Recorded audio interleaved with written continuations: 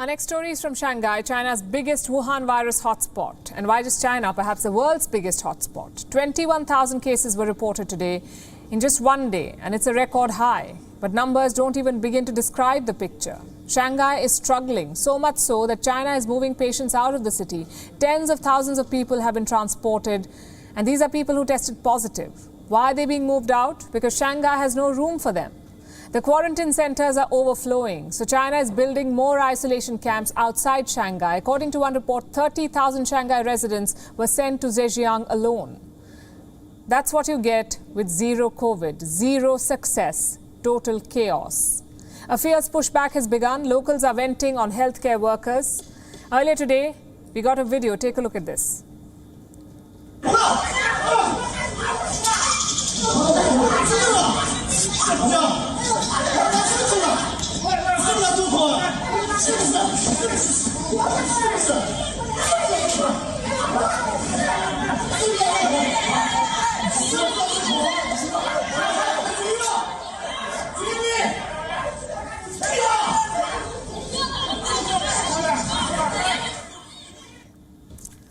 This time, even Beijing could not hide the public anger. Such outpouring of dissatisfaction is rare in China.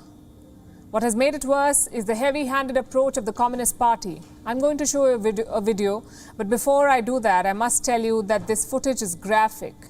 We advise viewer discretion. And these images are from Shanghai. A man had tested positive here. He was taken away by the local authorities. While they were taking him away, his pet closely followed him. That's when a healthcare worker picked up a stick and beat the dog to death.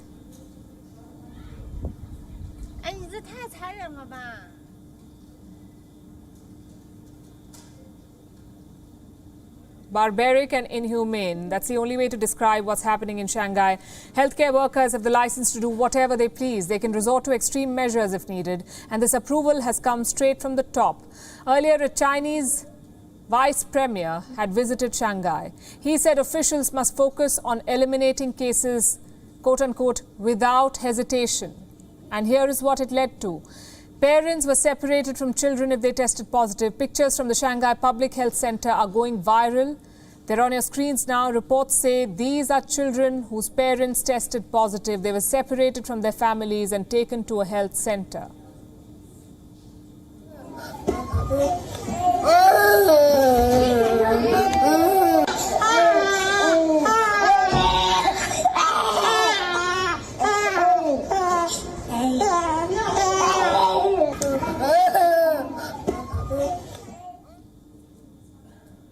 Apparently, there are 10 nurses taking care of 200 children. These are heartbreaking pictures. China says these children have now been reunited with their families, but multiple reports contest this claim. What happened to China's public health capacities? What happened to building hospitals overnight? The entire health system is overwhelmed because of the Omicron variant. There is a serious shortage of food. We've shown this to you before, how people are fighting for supplies in Shanghai. They're now protesting, and Beijing is trying to silence them. Here is a video that you may have seen. Shanghai residents protesting from their balconies and demanding supplies. Suddenly a drone appears. Yes, a drone, and it makes an announcement.